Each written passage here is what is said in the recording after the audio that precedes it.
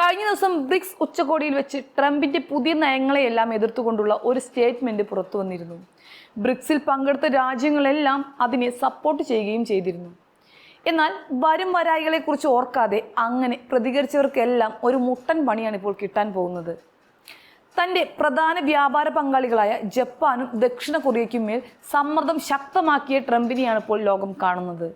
ഇരു രാജ്യങ്ങളിലെയും ഭരണാധികാരികൾക്ക് അയച്ച കത്തുകളിലാണ് പുതിയ താരിഫ് നിരക്കുകൾ ട്രംപ് അറിയിച്ചിട്ടുള്ളത്.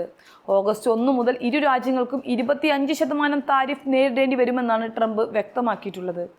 തൻ്റെ കത്തുകൾ സഹിതം ട്രൂത്ത് സോഷ്യൽ പോസ്റ്റുകളിൽ അദ്ദേഹം ഇക്കാര്യങ്ങൾ പങ്കുവച്ചിട്ടുമുണ്ട്. കരാറുകൾ ചർച്ച ചെയ്യാൻ രാജ്യങ്ങൾക്ക് കൂടുതൽ സമയം നൽകിയേക്കാം. ഏകദേശം സമാനമായ 2 കത്തുകളിൽ ഈ രാജ്യങ്ങളുമായുള്ള അമേരിക്കയുടെ വ്യാപാര കമ്മി ട്രംപ് ഒരു പ്രത്യേക വിഷയമായി ഉയർത്തിക്കാട്ടി എന്നാണ് അറിവ്. അതായത് അമേരിക്കൻ ബിസിനസ്സുകൾ ഈ രാജ്യങ്ങളിലേക്ക് കയറ്റുമതി ചെയ്യുന്നതിനേക്കാൾ കൂടുതൽ സാധനങ്ങൾ അവിടങ്ങളിൽ നിന്നും അമേരിക്ക വാങ്ങുന്നുണ്ട്. അമേരിക്കൻ ഉൽപ്പന്നങ്ങൾ വിദേശത്ത് വിൽക്കുന്നതിന് തടസ്സമായി ട്രംപ് കരുതുന്ന മറ്റു നയങ്ങളോടുള്ള പ്രതികരണമായും ഈ താരിഫുകൾ നിശ്ചയിക്കുമെന്ന് ട്രംപ് പറയുകയുണ്ടായി. നിങ്ങളുടെ രാജ്യവുമായുള്ള വ്യാപാര കമ്മി ഇല്ലാതാക്കാൻ ആവശ്യമുള്ളതിൻ്റെ എത്രയോ കുറവാണ് 25% എന്ന സംഖ്യ എന്ന് മനസ്സിലാക്കുകയെന്ന് ട്രംപ് 2 കത്തുകളിലും പറയുന്നുണ്ട്. മാത്രമല്ല, താരിഫുകൾ ഒഴിവാക്കാൻ വേണ്ടി ഇരു രാജ്യങ്ങളോടും അമേരിക്കയിൽ ഉൽപ്പന്നങ്ങൾ നിർമ്മിക്കാനും അദ്ദേഹം പ്രോത്സാഹിപ്പിക്കുകയുണ്ടായി. കൊറിയയോ ജപ്പാനോ അല്ലെങ്കിൽ നിങ്ങളുടെ രാജ്യത്തിലെ കമ്പനികളോ യുണൈറ്റഡ് സ്റ്റേറ്റിനുള്ളിൽ ഉൽപ്പന്നങ്ങൾ നിർമ്മിക്കാൻ തീരുമാനിക്കുകയാണെങ്കിൽ താരിഫ് ഉണ്ടായിരിക്കുകയില്ല.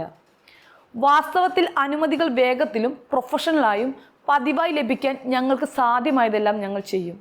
മറ്റൊരു വിധത്തിൽ പറഞ്ഞാൽ ഏതാനും ആഴ്ചകൾക്കുള്ളിൽ കാര്യങ്ങൾ നടക്കുമെന്നും അദ്ദേഹം കൂട്ടിച്ചേർക്കുകയുണ്ടായി. ദക്ഷിണ കൊറിയയോ ജപ്പാനോ തങ്ങളുടെ സ്വന്തം താരിഫുകൾ ഉപയോഗിച്ച് അമേരിക്കയോട് പ്രതികരിച്ചാൽ താരിഫുകൾ 25% കൂടുതലായി ഉയർത്തുമെന്നും ട്രംപ് ഭീഷണിപ്പെടുത്തുന്നുണ്ട്.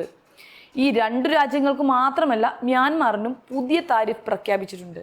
ഒരു ഡസൻ രാജ്യങ്ങൾക്ക് ഇത് സംബന്ധിച്ച് കത്തുകൾ കൈമാറുമെന്ന് പ്രഖ്യാപിച്ചതിന് പിന്നാലെയാണ് ഈ താരിഫ് പ്രഖ്യാപനം നടന്നത് എന്നതാണ് ഏറ്റവും ശ്രദ്ധേയമായ കാര്യം. ജപ്പാനിൽ നിന്നും ദക്ഷിണ കൊറിയയിൽ നിന്നുമുള്ള ഉൽപ്പന്നങ്ങൾക്ക് 25% തീരുവയാണ് ഏർപ്പെടുത്തിയിരിക്കുന്നത് എങ്കിൽ മ്യാൻമാറിനും ലാവോസിനും 40% തീരുവ.